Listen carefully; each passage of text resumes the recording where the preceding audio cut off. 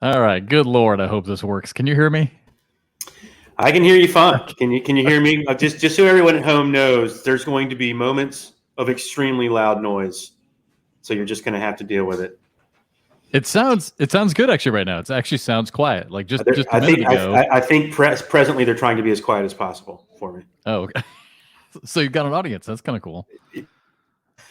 They're downstairs, and I think they can hear me talking, so they're trying to be as quiet as possible. Yeah. So we were just talking about you having to do like what you're doing right now, toggling on and off the mute. I don't think you need to. I think it's fine. You think so? Well, Yeah, we'll see. If I start to hear the drilling, I'll make sure I hit the mute button. Yeah. When the drilling begins again, I'll hit the mute button. When we first signed on, it literally sounded like your wall behind you was about ready to be ripped. Yeah, and that's downstairs. Yeah, that's downstairs, and they still have to get up here to the third floor. So, yeah. I can't believe how much anxiety this causes. Like because of just because of all the shit that you and I have been through in our house. Now ours is ours. I shouldn't even lump me in with you because I do feel bad what you and Julie have gone through. With Kathy and I, we're just moving. You guys have had to go through all that the drama. Oh, we're out. Oh, by the way, starting Monday, we're out for 2 weeks. Oh my gosh.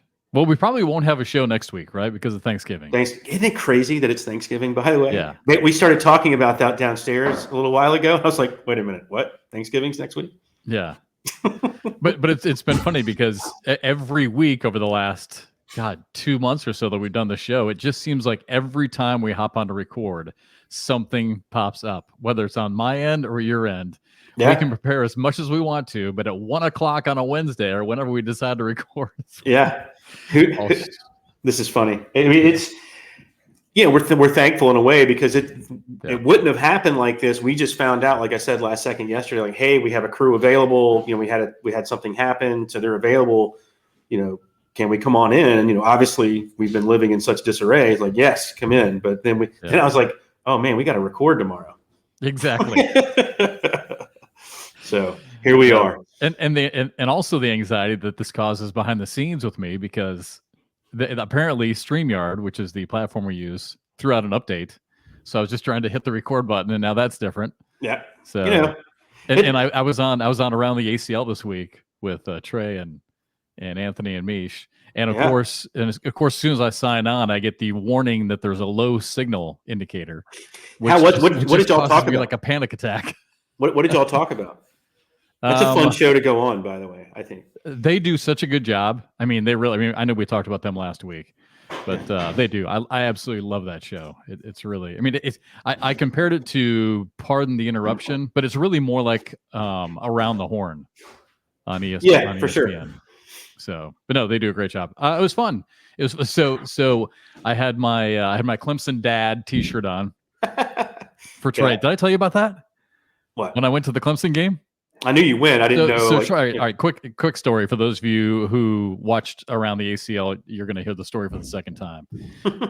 So it was in West Virginia at the Pro Shootout, and Trey and I went out. You were supposed to join us, by the way, and you ditched on us. But we went out for dinner after the Pro Shootout, and not West Virginia, Everett, Washington.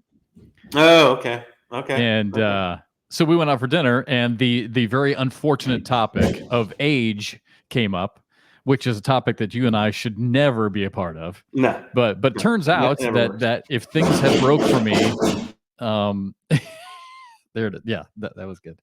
So if things had broke for me differently in my life, yes, I could have a child technically Trey's age. So after a couple of beers, he starts calling me dad. Well, to make a long story short, that has now had legs to where Shelby started calling me dad. She added me as dad on her phone. She texts me as dad. She asked, how are my brother and sister? Which, of course, my kids.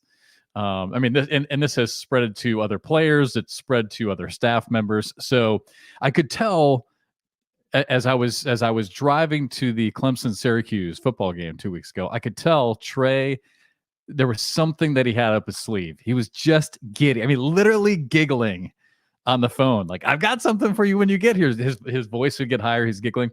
And sure enough, I show up. He throws me a bright orange shirt, and it says Clemson Dad on it. So, it's not so much the age with things. I find that technology kind of leaves me out as I've gotten older. Every single step seems like every 5 years I'm being left further and further behind. And by the way, the drill's coming right through the floor. I was gonna say, so much for that lunch break. Yeah, so I had my Clemson dad shirt on. So of course we had fun talking about that and telling the story. And then I think it was 2 weeks. I think it might have been the episode that Wally was on. Anthony, because they kind of go around the horn and talk about, how was your weekend? What'd you do this weekend? How was your weekend? And so they get to Anthony, right? How was your weekend? Well, Anthony's a big time hunter, and he had gone to Missouri and was in a tree stand the whole weekend, waiting to get a shot on deer or whatever they were hunting. By the way, would you have guessed that? Anthony was a big hunter? Really? I would. Yeah. Well, I don't know if I would have guessed it. He seems more urban to me. That hunting and fishing really wouldn't be his thing. But interesting. Yeah. So, but the funny thing was, he actually had his phone. He had a signal where he was, and so he was watching cornhole. I think it was during the Open, maybe in Moline or something like that. So he's in Missouri, in a tree stand watching cornhole, and also trying to hunt at the same time. So anyway, in honor of Mish, I had my over-under shotgun sitting right next to me in the background because Mish hates hunting. She hates hunting birds, deer, whatever. She doesn't like pictures of animals, being shown as kills on social media. So I had that sitting right here just for her. And so I'm not even sure what we talked about because we spent so much time talking about that and my shirt that I don't even know what we talked about. But yeah, it's pretty tough because they did research once upon a time that I think in Georgia years and years ago they had certain laws with hunting, and the deer overpopulated, illness went through, and so you started losing certain populations of the animals that are hunted in different ways because they've adjusted themselves to being hunted. You know what I mean? So but still, these are animals that feel pain, right? So you're just shooting, a sentient being that feels pain. It's kind of rough. I don't know. It kind of tears me in half. In Iowa, and I think I've got this right, but talking to my parents, now this goes back a few years. I think they actually had a calling. And I think it still goes on every once in a while just because the population, they become overpopulated. So, so they extend the season. And that's what's happened here in the Charleston area because it's expanded so rapidly that, these new suburbs and new neighborhoods that have been developed. We've totally stripped them of their homes. So you get deer running all over these neighborhoods, all over. And then people are mad, like, why are they in my garden? Well, you took the land where they live. So and you're giving them free food. They're going to show up. But no, so that was fun. So we had fun just kind of joking around about that. We talked about, you know what? Trey asked me kind of a deep question. He said, all right, you are about ready to start year number 3 with the league. Really kind of almost my third season, I guess. We kind of had that COVID summer, but really third full season. So third year. And so he said to me, what keeps you coming back? So we got into kind of a deep conversation about that, which was fun. So. Yeah. So what was your answer? Well, but I don't want to repeat it because everyone who's watched around the ACL is going to have to hear it again. But I love it. We got a different crowd, man. We got a whole different crowd. Yeah, I suppose. Yeah.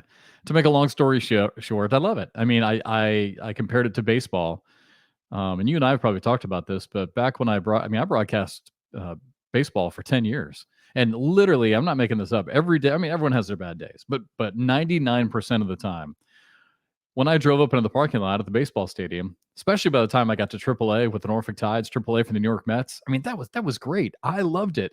And it's a huge stadium, holds like 15,000 people. Every time that I would pull up to that stadium, I would feel so thankful that I get to broadcast a baseball game and make money. I get to go watch batting practice, talk to the players, talk to the coaches, play catch down on the field if I want to, go back in the clubhouse.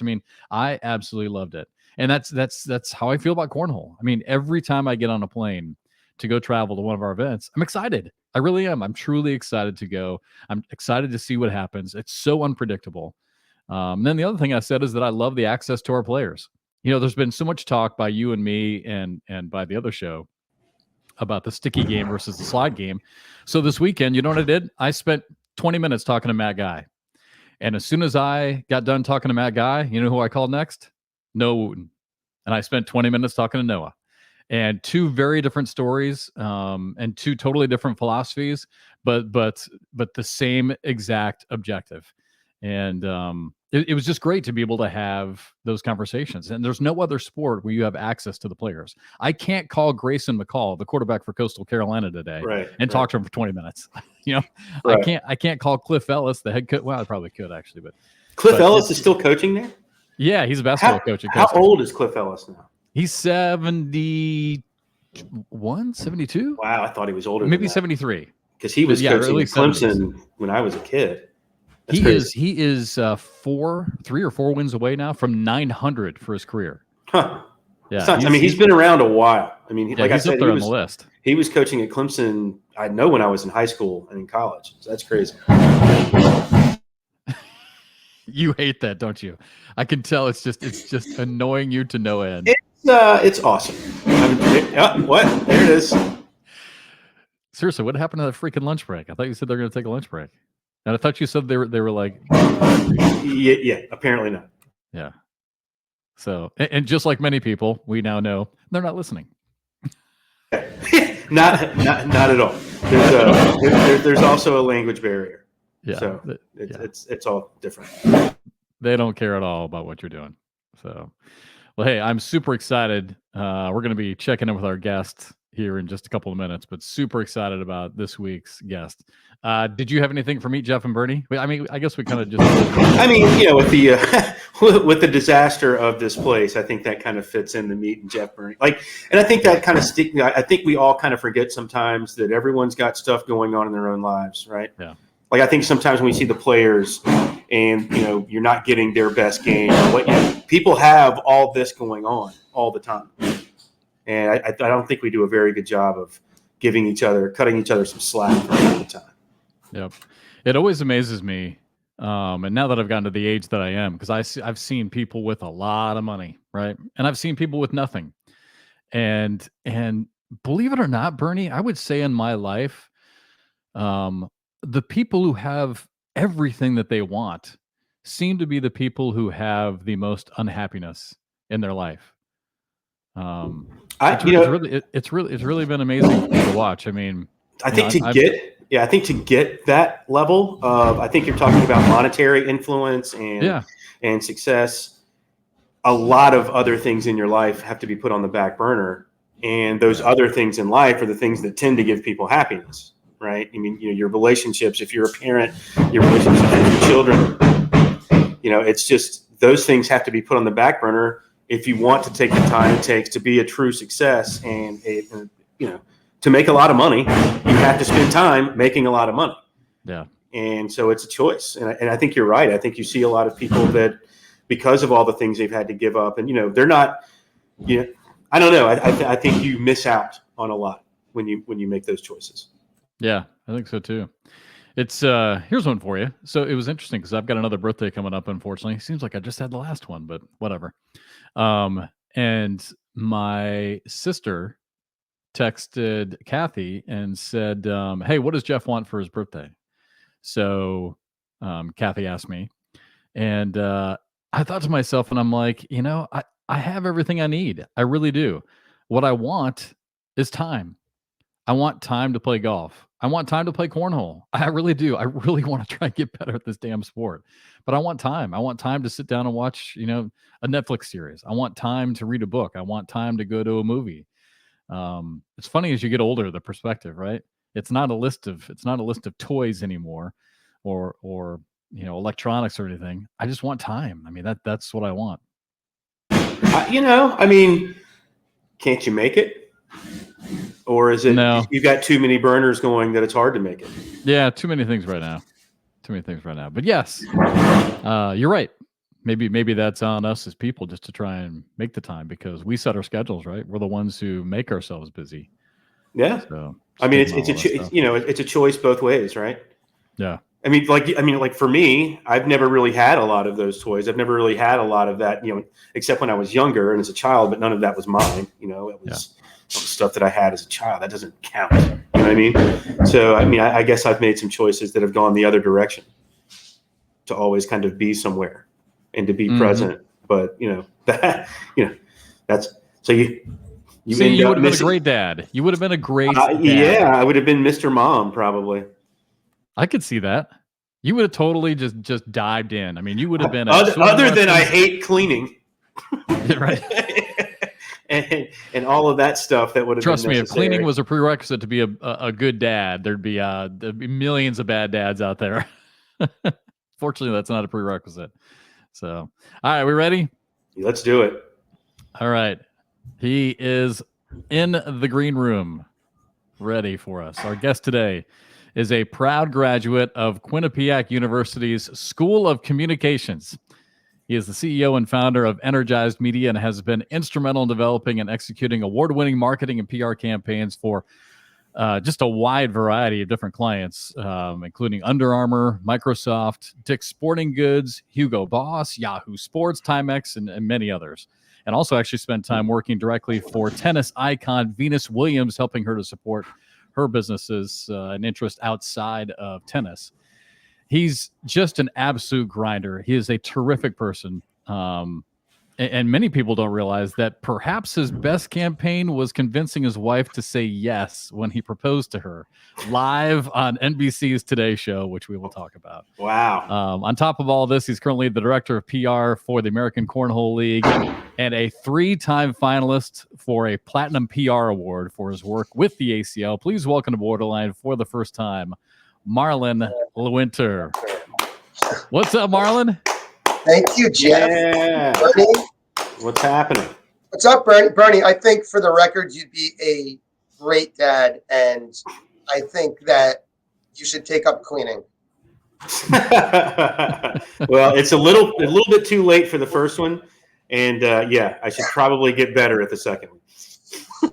Hey, I have 3 kids under 5, as you are aware of, and my nights are spent scraping raspberries off the floor that are dried up, and cleaning my kids' lunches and making the lunches, but I love it. I would not trade in the dad job for anything in this world.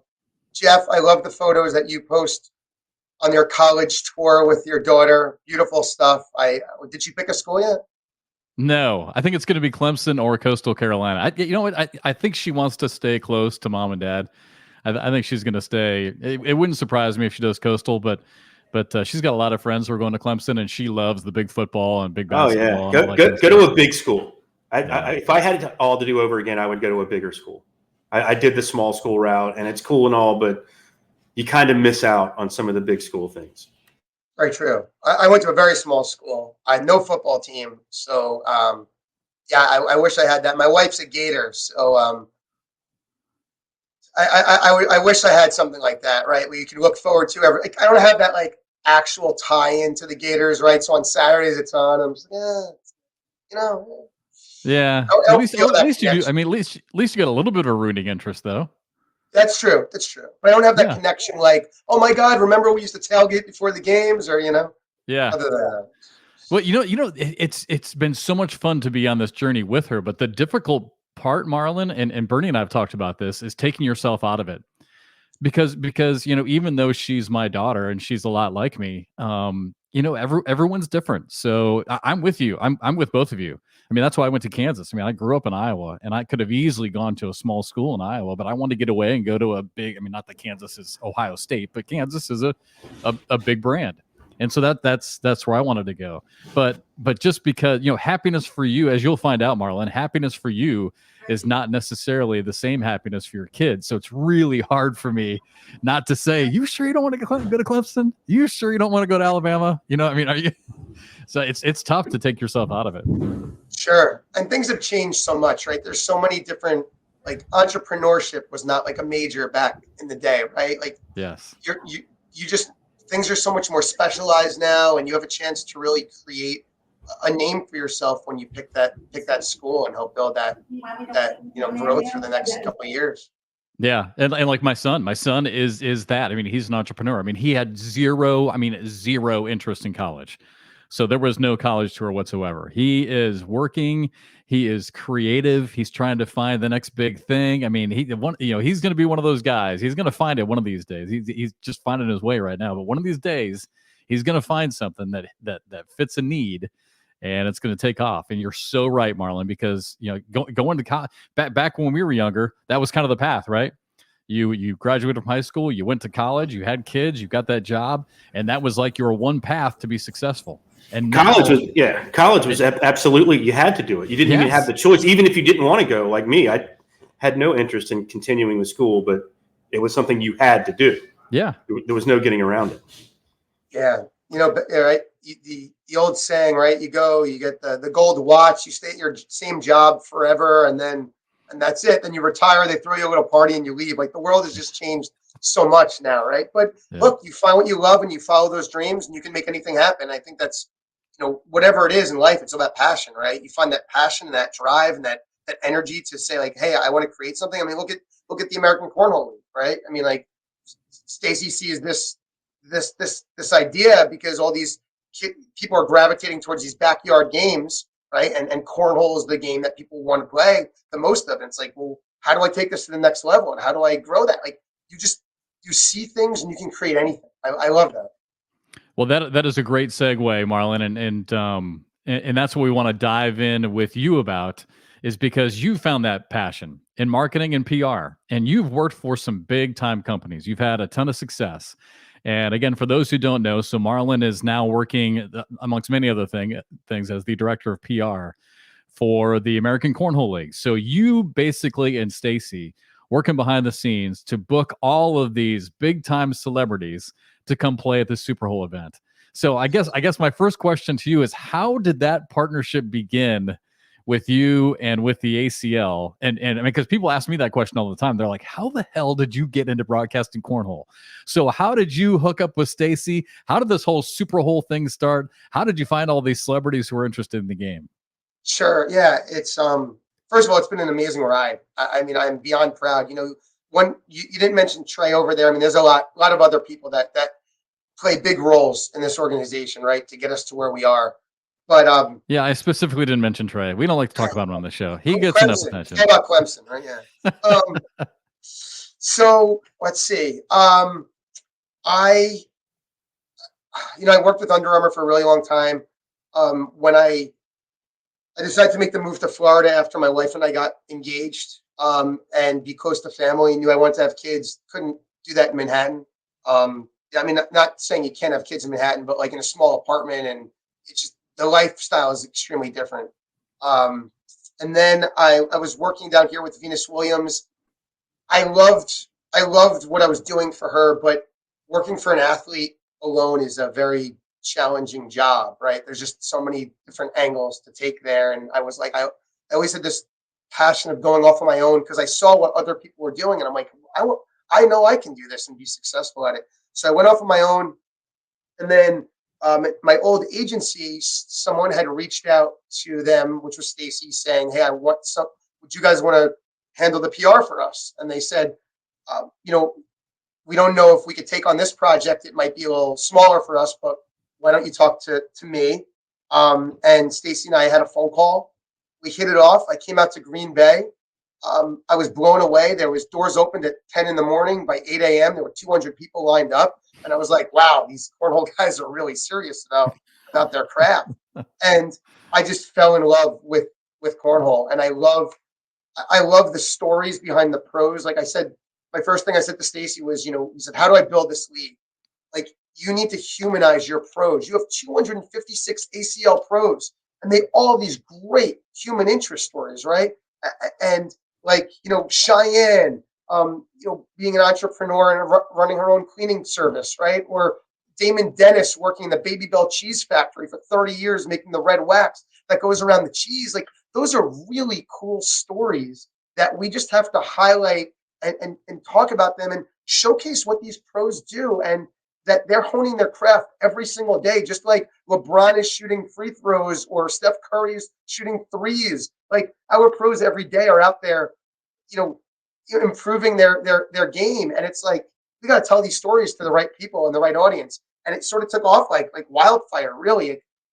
I say all the time, I can't dunk like LeBron, but I could pick up a cornhole bag and have a chance. And it's so relatable to so many different people. And that's why I think cornhole has just evolved to where it is now. All right, I got a two-parter. Please excuse the noise; it's getting a little rough in here now. But what would you say are, like, and to your point, and Jeff talks about this all the time, that if there's a way for our professionals to get kind of better at their jobs and promoting themselves, you being the PR guy, what would you say that our pros do well in that regard? And what is the biggest thing you would like to see them to do to improve how they promote themselves? First off, it's social media, right? This social media is free. It's an opportunity to highlight everything that you're doing, whether whether it's, and now TikTok has taken off in the past couple of years to what it is now, right? I mean, Facebook came out after I graduated college. So you look at all these different tools that you have now, from Facebook to Twitter to Instagram, and to TikTok, and to say, like, on YouTube, and say, like, wow, here's a platform that I could build up my own channels. Maybe I'm a great trick shot artist. Maybe I have a great airmail. Maybe I could just educate people on how to play cornhole.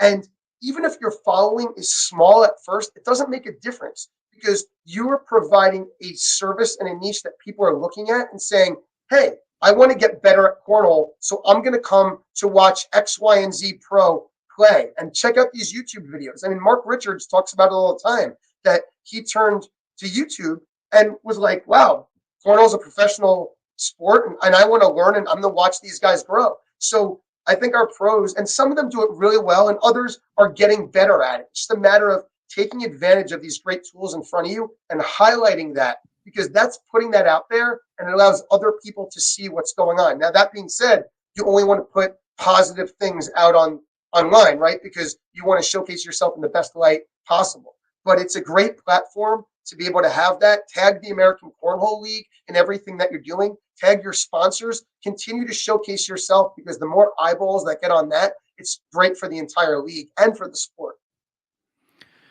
I love what you said about finding a niche, and if you can speak with your experience on that, because that seems to be so critical to me, Marlon. It's like so many of us probably try to appeal to so many different people on so many different levels, but it seems like the social media handles and people out there who are most successful just find that little lane. They just find a little niche, and maybe that's why, like you're talking about, why some of these players are being wildly followed right now on social media, because it's such a specific niche. I mean, is it really that critical when it comes to your brand? I mean, social media in general is super important, right? Like, Yeah. even sponsors that we talk to, right? You want to showcase, like, hey, look at our social numbers, look at the amount of people that are coming, look at the amount of views that we're getting on things. Because unfortunately, we live in a world that's judged by now, right? Views or amount of retweets or whatever it may be. But you know, you're building up, it's your brand. You want to showcase your brand the best way that you can. Be proud of who you are. Don't be somebody else. Don't try to talk about, don't try to be an expert in finance when you don't know about finance. You want people to come to you because they know what they're going to get every single time they visit your page. And maybe you devote, hey, every Monday I'm going to do a little education on, the proper way to grip a bat, right? Whatever it may be, but people know that when they come to your page every Monday, that's what they're going to see. It's not going to be any random surprises where they're going to be like, who's this guy or who's this girl? Like, what are they trying to do? You want to take advantage of what's in front of you and build up that opportunity. Part of my job is to get the publicity on our sport and on our pros. And when I talk to different media outlets, I want to highlight different personalities and be able to showcase some great content that they're producing. So I can go to, we were just on live with Kelly and Ryan a couple of weeks ago, right? And it's to be able to go to those guys and say, like, here are some great videos. So now you have a chance to see Daniela and Mark, but it's not just me telling you how great they are at cornhole or how talented they are. See it for yourself. And then, oh, by the way, did you know what kind of views that we get on the American Cornhole League? Did you know that we had 9 pros make over $50,000 in earnings last year? And then suddenly, the story, and people went, wow, this is really interesting. Tell me more. This is a professional sport. This is growing rapidly. How do I get involved? Oh, I play in my backyard, probably playing 12 feet apart, right? You're not playing 27 feet apart in your backyard. But then you truly see how talented our pros really are. It is awesome to watch. Like, I love seeing videos that Trey Birchfield posts or Noah Wooten, right? Like, it's exciting to watch these guys every single day hone their crafts and just get better and better and better. And it makes this fierce competition. It creates great social content, and it creates great popularity for the league. It's funny you bring that up, and I think one thing that's very dangerous, because on the one side of the coin, you have to have that immense social media presence, but if you don't use it properly, it can be completely destructive to your brand or to you as a player. Because, like you said, I mean, these brands will look to you and they will look to find out what you're doing in social media circles. And if you're just being an idiot, you can really tear yourself down. And I think sometimes the players look at us when we tell them that and saying, oh, you're just trying to censor what we're saying, or you're just being, big business, blah, blah, blah. You're not letting us be who we are. And it's like, no, you're actually hurting yourself when you go on there and, say certain things or talk about certain subjects that just, no one besides a 14-year-old would talk about. Right. And so I think it's very hard for us to get that across to them at times, that you really have to, kind of see yourself as a business person when you're using social media, not see yourself as an 18-year-old. Yeah, it's very important, and we're just doing it for them. We're doing it for their benefit to help them grow and get better. The ultimate goal. I mean, how amazing would it be if we talk about these, that they have great day jobs, but how great would it be if they could focus on cornhole full time all the time, right? And in order to do that, social media is incredibly important. And continuing to showcase how you're growing individually, but also highlighting some of these amazing talents that you have. I mean, the first time that I remember the first broadcast that we did, it was the Today Show. And to watch the reaction of the producers or the talent, their eyes open up like, oh my God, can they hit that shot? Like, are they going to hit another one? Wow. Oh my God, you hit another one. Like, it's amazing. It really is. Like, we have such a sport that, look, Mike Trout is hitting 100-mile-per-hour fastballs for home runs, right? But you can't minimize the power of how great the American Cornhole League pros are and what they bring every single day. It's really a testament to them, and showcase that on social so we could talk about it more.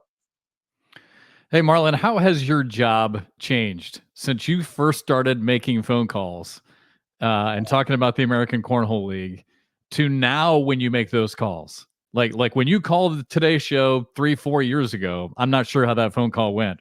When you call the Today Show, you call a celebrity, you call, a country music singer's PR person.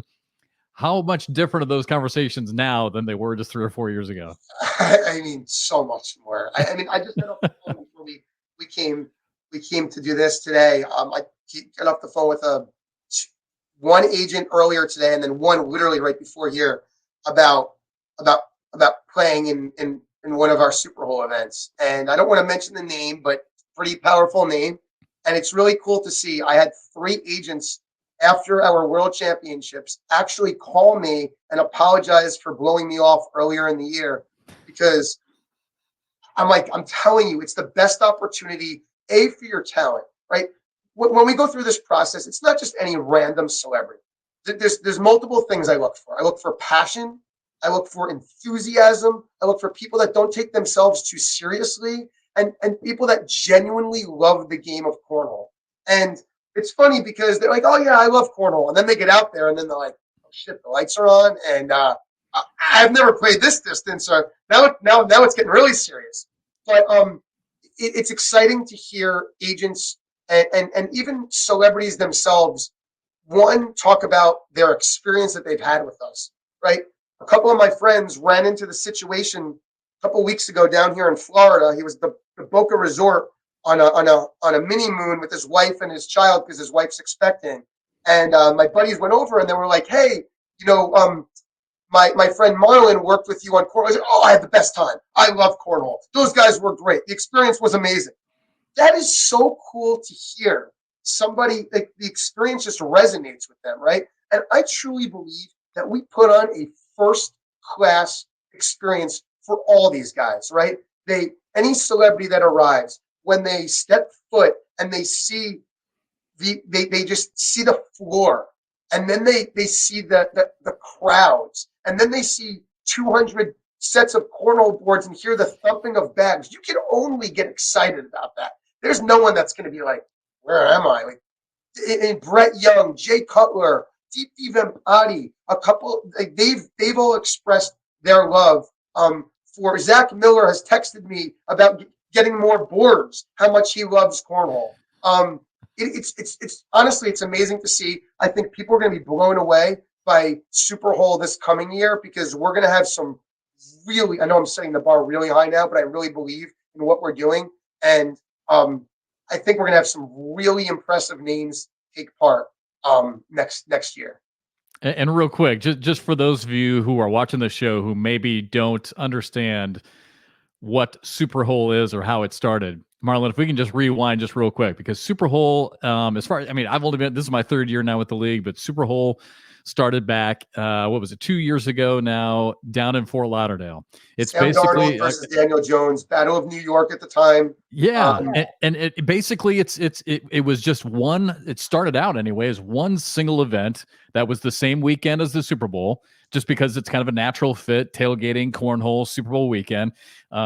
Now, many times it has not been on site just because of the enormous logistics, costs, and everything behind the scenes, but it's always been nearby, and will be, I think, in Glendale, or maybe not Glendale, but nearby Arizona, nearby the Super Bowl this year. But so it just was kind of a symbiotic, just kind of a natural, organic, mixture of the two worlds. And now all of a sudden it's grown into this huge event. Now it's a Super Hole series. But if you can just kind of give us your thoughts on how this started and how it's become so big. Well, anybody can play and anybody can win, right? So it works when we say that as our tagline for pros, but also for anybody, right? Any celebrity, whether you're a musician, you're an athlete, you're an entertainer, a comedian, whatever it may be, like, you've played cornhole and you've definitely had fun playing, right? And so yeah, it started out with Sam Darnold, Daniel Jones, and they Sam Darnold really got into it that day, and he was referencing how much fun he has. His dad, I think, texted him beforehand, be like, "You better win this." And so once that happened, we were talking, and like, we really like this concept. And the next year, it evolved to 4 celebrities, right? So we had Mac Jones, Devontae Smith, we had Rashad Jennings, and Doug Flutie, and really cool mixture of personalities again playing. And you got to see, like, wow, you have a couple really high, because they weren't drafted yet, probable high draft picks in the NFL that are playing cornhole. They went to a school that's notorious for cornhole, right? And then you add in this mixture, like, we're really onto something. So then it just kept on evolving. And I think we worked out some of the kinks earlier this year, right? At each event, it got better and better. I think we really hit our peak during Chicago. And I watched that broadcast recently. And Jeff, I hear you and Trey reference, like, just, it felt different, right? It felt really special. Like, we just had a really unique mixture of people. And then you see Cutler and Brett Young going back and forth a little bit, and Cutler hits that shot. Then it's like, wow, shit, there's some really exciting things happening here. And that's not to say that our other events were outstanding as well. I remember the crowd going nuts for the situation in Atlantic City, right? So it's really, it's just evolved. So from my end, I've seen agents get more excited and managers to talk about, hey, what do we have going on and how can my personalities get involved? But what about from your end? Like, what's it been like to see the evolution to where we are today? Bernie, you as well. I mean, here you are with Flavor Flav at our World Championships. That's got to be pretty cool. I did. My 16-year-old self was kind of enjoying that moment. But I have a question for you, Marlon, and this is kind of a little tack off of what we're doing. But Jeff is very good at this, and you are supremely good at this. I am not good at this. Your personality just always seems upbeat and happy. How do you do that? Because life is not always upbeat and happy, but you are literally the most positive and energy-filled person I know. How do you do that? I'm just curious because I'm not that guy. I mean, I wish I could be that guy. Like, how do you do that? So That is such a great question. Let me just chime in real quick too, because Bernie, along those lines, what people don't realize, Marlon's child right now is going through COVID. I think it's your 5-month-old. So to your point, Bernie, yes, but Marlon always maintains this just awesome attitude. And yes, how do you do it? Thank you. I love what I do every single day. When I was younger, my parents said, we don't care where you go to college, just do what you love. And I always wanted to work in sports. I grew up on Long Island, a huge New York Islanders fan. My dad had hurt his knee and used to go for his physical therapy every Saturday morning, where all the New York Islanders used to rehab. And I used to bring my Game Boy with me, and they'd be getting rehabbing and stretching, and they talk to me, and I'm like, this is so cool. I want to be around athletes. I love this. And I decided, I was like, I want to be a sports broadcaster, right? I want to be Jeff. And Jeff, this, like what we do, it's hard every single day. There's so much research that goes into things. It's not as simple as like, hey, let me put on the headset and broadcast to you, like, right? There's so much that goes into it. And at that stage, I chose Quinnipiac because it was between New York and Boston. And I dreamed about being on Sports Center, right? Like everyone else. And then I didn't want to shoot, edit, and write my own stuff and live in a really small town somewhere and have to move around. And at that time, I didn't even know what PR was. But and there's a reason why I'm going off on a little tangent here, because I want to every day follow my dreams and love what I do. And I feel very blessed that we have that opportunity. There's a lot of people that hate what they do. They hate waking up in the morning. They look forward to Fridays. They can't wait because it's the weekend. Sundays, they get that terrible feeling in their stomach like they didn't study for a test in school and they don't want to go to work. And I don't want to live my life like that. Like, I truly believe, how cool is this? I'm talking to you guys about cornhole. We put together Super Bowl events where celebrities pair up with ACL pros to play cornhole on ESPN. To me, that is the coolest shit. And like, I love it. I'm very passionate about it. And then I see the way this sport has evolved. And Jeff, to answer your question earlier, for more and more people in media to appreciate my phone calls now and want to hear from me more and more, like, that stuff gets me so excited. I have dreams about getting on Fallon and Kimmel and getting on pros everywhere. Like, that is a goal of mine, right? But I wake up every single day and I love what I do. And it's because my parents said to me, like, you'll pick what you want to do. And again, I didn't know what PR was. And I went out to the Major League Baseball winter meetings. This was in 2004. And I had a resume packet that I had made up I think 75 resume packets in my suitcase. It was like an article I wrote for the school newspaper, 5 recommendation letters, my resume, my cover letter, business cards I had written up that said, like, follow your passion on it, and 2 suits and gym clothes. And I sat in the winter meetings for 5 days, sat in the lobby networking. And I met some guy from Mizuno, and I met a reporter from Newsday. And I'm like, wow, there's so many different ways to work in the sports industry. It doesn't have to be working for a sports team, so to speak. There's so many other things I could do. Because if I work for a sports team, they say it's the New York Mets. I'm a huge Mets fan. I'm just updating the stats every single day. And I want to do something different. I want to take control of stuff. And I just literally, I wake up every day, and what you see is what you get. Like, I love what I do. I know I'm repeating it and I'm getting fired up because I really care. Like, I love what we're doing every day. I was going to say, Bernie, does that answer your question? It does not. It almost seemed like the best politician answer ever. Oh, because it seemed like you were answering the question, but you literally didn't even answer come close. I've ever heard. It didn't even come close to the question I asked. Like, but how do you do it? Like, I understand that you're passionate about work, but that's not literally. I mean, where does this positivity come from? Because it oozes off of you, and I understand that you're passionate about work and you love what you do. But a lot of people love what they do, but they find it hard to be passionate and excited about life every day. And I was just curious because, look, some of our players battle this. I mean, I battle through it. I love what I do work-wise, but there are times I can be a very negative person. I think everyone knows that about me. How do you find it within yourself to be just so supremely positive and happy? Well, I guess what other shot do you have, right? We all get the same 24 hours in a day.